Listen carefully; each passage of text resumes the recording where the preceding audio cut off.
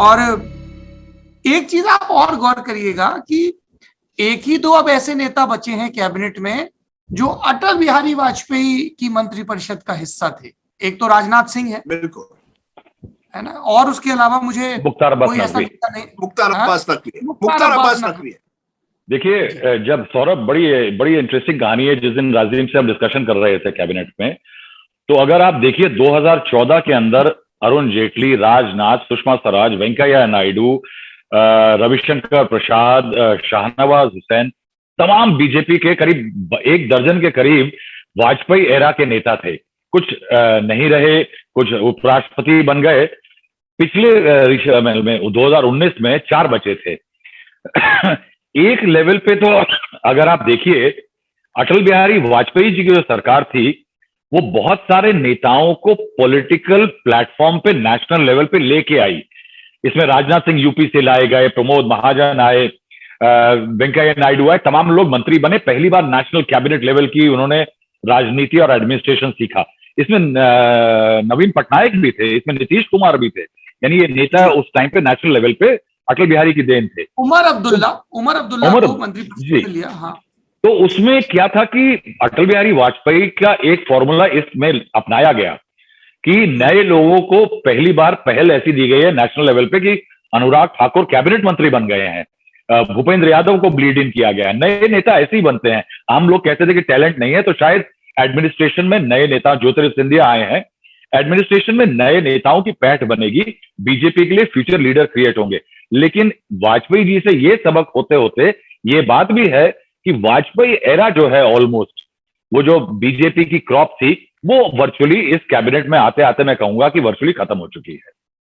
नहीं, generational change की बात बिल्कुल सही है कि हम वाजपेयी ईरा से एक तरह से मोदी ईरा में पूरी तरह से आ गए। केवल राजनाथ सिंह जी और मुख्तार अब्बास नकवी एक तरह से उस ईरा के, आप कह सकते हैं कुछ लेवल तक नितिन गडकरी भी एक वाजपेयी अडवाणी ईरा से आते हैं। उस ईरा में वो पहली बार महाराष्ट्र में मंत्री बने थे। लेकिन आप देखिए, राजदीप जी, मैं आपके इस आखिरी ऑब्जर्वेशन से सहमत नहीं हूं।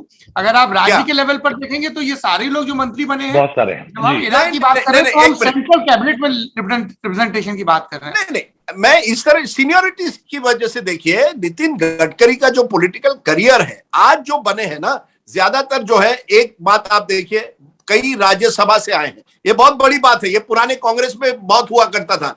आप देखिए, जो मनमोहन सिंह की कैबिनेट थी, खुद मनमोहन सिंह और उनके कई मंत्री राज्यसभा रूट से आते थे। अब भी आप देखिए, इंपॉर्टेंट जो मंत्री बन रहे हैं, आप अपने टॉप मंत्री देखिए ना, निर्मला सीतारमन हो, डॉक्टर जयशंकर हो, पीयूष गोयल हो, ये सब राज्यसभा रूट से आ रहे हैं। तो नए चेहरे, मनसुख मांडविया जिसकी बात कह रहे हैं कि वो एक दिन गुजरात के अगले मुख्यमंत्री भी हो सकते हैं अगर उन्होंने स्वास्थ्य मंत्रालय में अच्छा कार्यकाल किया, ये सब राज्यसभा रूट से आते हैं। ये कांग्रेस में बहुत हुआ करता था, खास करके आखिरी दिनों में कांग्रेस की टर्म के। अब ये बीजेपी में भी हो रहा है। मेरा ये कहना है, वाजपेयी ईरा वर्सेस मोदी ईरा, एक बात आपकी बिल्कुल सही है, लेकिन उसके साथ साथ ये भी जोड़िए ना कि कई लोग जो अब आ रहे हैं राज्यसभा रूट से आ रहे हैं, so they are not mass leaders. आप मुझे बताइए, कौन इस कैबिनेट में ऐसा व्यक्ति आप कह सकते हैं जो पॉलिटिकल हैवीवेट हो? नरेंद्र मोदी, बिल्कुल Narendra Modi. That is my point. देखिए, इट इज ये बड़ी चतुराई से, बहुत ही अच्छी तरह से पॉलिटिकल कैबिनेट है इन टर्म्स ऑफ रिप्रेजेंटेशन। 25 राज्यों को आपने, कई समुदायों को, ये भी पीआईपी, ये भी हमें पता चला कि कितने ओबीसीज हैं, कितने दलित हैं, कितने शेड्यूल ट्राइब, ये पहले से हमें बताया गया। जैसे कैबिनेट सेरेमनी शुरू हो रही थी, वहां से हमें व्हाट्सएप मैसेज आ रहे थे। लेकिन मेरी बड़ी बात जो है, कैबिनेट जो होना चाहिए, they have to be politically strong. अब उस पर मुझे लगता है मोदी जी इस सरकार के वोट कैचर हैं। इसकी वजह से कौन मंत्री राज्यसभा रूट से आए, अश्विनी वैष्णव हो, कोई भी हो, जिनको भी बहुत बड़ा कर दिया गया है, they are all from Rajya Sabha. They are not going to win you votes. ये वोट कैचर नहीं है। वोट कैचर केवल एक व्यक्ति अब रह गया बीजेपी में, नरेंद्र मोदी। तो while generational change is taking place, Rajdeep, why are you finding this model faulty? नहीं, because in वाजपेयी इरा, आपने वाजपेयी इरा की बात की, आई थिंक अराउंड वाजपेयी एक जनरेशन ऑफ लीडर्स था जो खुद एक तरह से बीजेपी के फ्यूचर थे, सुषमा स्वराज, प्रमोद महाजन।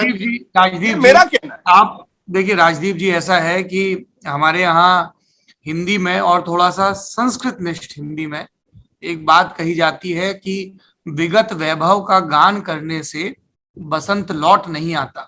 ठीक है, वाजपेयी साहब के जमाने में जो भी था जैसा था, एक सत्य ये है कि दशकों का संघर्ष था। श्यामा प्रसाद मुखर्जी ने 1951 में जनसंघ बनाई, तब से लोग तप रहे थे, और अगर वो 13 दिनों का अंतराल छोड़ दें तो 1998 में पहली दफा सत्ता आई।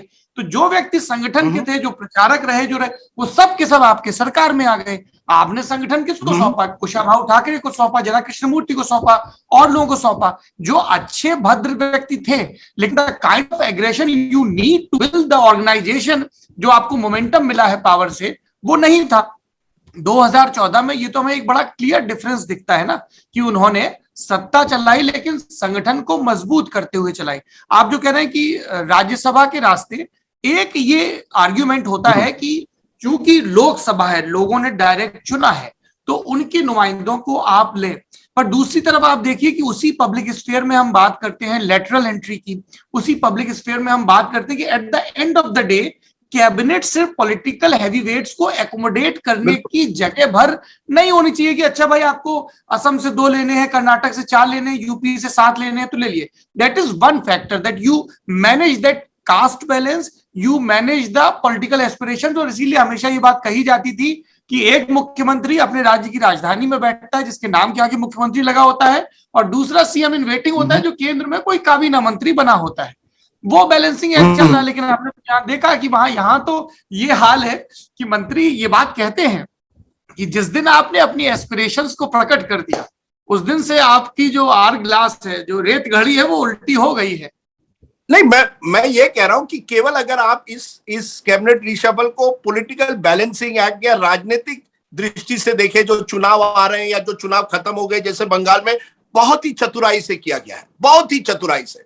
क्योंकि जिस तरह से ओबीसीआइजेशन एक तरह से हुआ है, 27 ओबीसी मिनिस्टर, 1/3 से ज्यादा मंत्री जो है ओबीसी है, एसटी रिप्रेजेंटेशन, केवल मुस्लिम केवल एक ही है, केवल मुस्लिम को अगर आप छोड़े, क्योंकि ये मुझे इस देश की ट्रेजेडी लगती है कि पार्लियामेंट हो या कैबिनेट हो, मुस्लिम रिप्रेजेंटेशन लगातार कम होती जा रही है। एक मुख्तार अब्बास नकवी रह गए हैं। लेकिन अगर आप, उसकी एक वजह यह भी तो है कि मुस्लिम जो देश की मेन स्ट्रीम पार्टियां हैं और जो मेन स्ट्रीम पॉलिटिक्स है, उसमें उन्होंने अपने लेवल पे एक लेवल तक एक्टिव पार्टिसिपेशन करके देखा, खासतौर पे कांग्रेस और सोशलिस्ट दलों में, कुछ लेवल तक बीजेपी में भी रहा। 1980 में जब बीजेपी की स्थापना हुई तो सिकंदर बख्त थे, जस्टिस शागला थे जिन्होंने उद्घाटन भाषण दिया था। लेकिन अगर आप एन ब्लॉक सिर्फ अपनी आइडेंटिटी की या अपनी कास्ट की पॉलिटिक्स करेंगे या उस पॉलिटिकल ग्रुप के साथ जुड़ेंगे, तो आप एक पॉलिटिकल प्रेशर ग्रुप हो सकते हैं, लेकिन भाई at the end of the day if you are delivering, तो ये मैटर नहीं करता है ना आपका गोत्र क्या है, कुल क्या है, आपकी जाति क्या है, अगर आप डिलीवर करने वाले मंत्री हैं। आप ये बताइए, किसी आप हाईवे पे चलते हैं तो आप क्या गडकरी का कुल गोत्र पूछते हैं? आप तो ये कहते हैं भाई हाईवे में मिनिस्ट्री में काम हो रहा है। नहीं, देखिए सौरभ, ये बड़े, आप दोनों बात नहीं कह सकते। एक तरफ आप कहते हैं कि हम गवर्नेंस मेरिट की बात कर रहे हैं कि मिनिस्टर जो चाहिए केवल मेरिट पे होना चाहिए, किस जाति किस समुदाय का हो वो दैट डज नॉट मैटर। लेकिन आप हमें व्हाट्सएप भेजते हैं जब मंत्री चुने गए हैं, कितने ओबीसी है, कितने दलित है, कितने ट्राइबल है, कौन से छोटी ओबीसी से, ये सब आप भेजते हैं हमें, तो तब आपको जाति याद आती है। एक आपने कहा, आपने अपने लिस्ट में कहा it is a rainbow cabinet, कि ये पूरी तरह से इंद्रधनुष की तरह है, 7 रंग है। उस रंग में मैं इतना ही जोड़ रहा हूं कि एक ही मुसलमान है। ये कोई, मैं इतना ही कह रहा, आप पार्लियामेंट देखें या कैबिनेट देखें, धीरे धीरे रिप्रेजेंटेशन मुसलमानों की कम हो रही है। इसके अनेक कारण हो सकते हैं, पर इस पर भी हमें कहीं गंभीरता से सोचना चाहिए कि क्या हम किस तरह से एक और इंक्लूसिव कैबिनेट कर सके। That's all. सौरभ, देखिए मैं राजनीति की एक बात से आगे बढ़ाता हूं। देखिए, ये पूरी एक्सरसाइज जो हो रही है, या बीजेपी की जो पूरी पॉलिटिक्स हो रही है, या बीजेपी जो भी कवायद कर रही है, जो पॉलिसी बना रही है, जो बयान देती है, उसका जो एम है, जो अर्जुन की आंख है, उस अर्जुन की आंख पे 2 चीजें लिखी हैं, 2024 का चुनाव और नरेंद्र मोदी। इससे कोई संशय नहीं होना चाहिए। दूसरा, नरेंद्र मोदी की उस इमेज पे पॉलिटिकल 2024 और नरेंद्र मोदी के लिए एक एडमिनिस्ट्रेटिव जरूरत है, यानी मंत्रियों की परफॉर्मेंस की, उनके कामकाज की, सरकार के कामकाज की, डिलीवरी की। दूसरी एक पॉलिटिकल इक्वेशन बिठाने की। एक एडमिनिस्ट्रेटिव फिक्स के लिए आप देखिए कि आपने कहा कि ये नॉन परफॉर्मेंस से इनको हम पार्टी से निकाल रहे हैं, हालांकि उस रात को मैं ये निकाल रहे हैं, पार्टी से नहीं, मंत्रिपरिषद निकाल रहे हैं। उस रात को मैं ये जानता हूं कि कोई भी पत्रकार जो उसको फॉलो कर रहा था, वो उस काउंसिल ऑफ मिनिस्टर्स को देखने के बाद उसके दिमाग जहन में ये बात बड़ी थी, प्रखर थी कि 12 लोगों को निकाला गया, जिसमें रविशंकर प्रसाद और जावड़ेकर शामिल हैं। जो बाकी 43 लोग शपथ ग्रहण किए गए, उनकी जो स्मृति थी वो कम थी, यानी रिजिग्नेशन भारी थे इंडक्शन से। वो क्यों हुआ? देखिए, जहां तक इन लोगों की एडमिनिस्ट्रेटिव डिलीवरी के बारे में बात करी जाए तो अभी पता नहीं, वो नए हैं। उनको नयों को लाया इसलिए गया है कि वो नए हैं। उनके लिए एक मोदी टेस्ट है, मोदी टेस्ट में वो प्रखर आगे ठीक होंगे, चलेंगे। उनको एग्जाम्पल बांध दिया गया कि भैया देखो, नहीं काम करोगे तो ये 12 को देख लो। दूसरी है एक पॉलिटिकल फिक्स।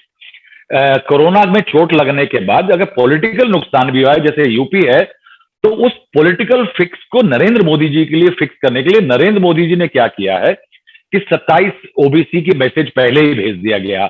12 हमारे उनके दलित हैं, 8 ट्राइबल हैं, 11 महिलाएं हैं, इतने राज्यों का रिप्रेजेंटेशन है। आप देखिए कि नरेंद्र मोदी ने इस पॉलिटिकल फिक्स में क्या किया है। पिछली बार 2019 में जब शपथ हुई थी सौरभ, तो 58 जिन मंत्रियों ने शपथ ली थी उसमें से 32 अपर कास्ट थे, 32 अपर कास्ट थे। अब 32 अपर कास्ट के बाद 13 ओबीसी थे। नरेंद्र मोदी ने अपने पॉलिटिकल सोशल बेस जो इलेक्शन में वो चलाते हैं, उस सोशल बेस को शिफ्ट करने के अलावा उन्होंने अपने कैबिनेट का सोशल बेस चेंज कर दिया है, और ये एक पॉलिटिकल फिक्स है। आगे आने वाले दिनों में नए मंत्रियों से काम करवा के, अब पीएमओ चलाता है, देखिए साहब, सरकार पीएमओ चलाता है, वो फिक्स करवा के एक एडमिनिस्ट्रेटिव फिक्स और एक शिफ्टेड पॉलिटिकल बेस वाला फिक्स, दोनों एक चीज करेंगे, नरेंद्र मोदी की इमेज को आगे बढ़ाएंगे, नरेंद्र मोदी को 2024 के चुनाव तक ले जाएंगे।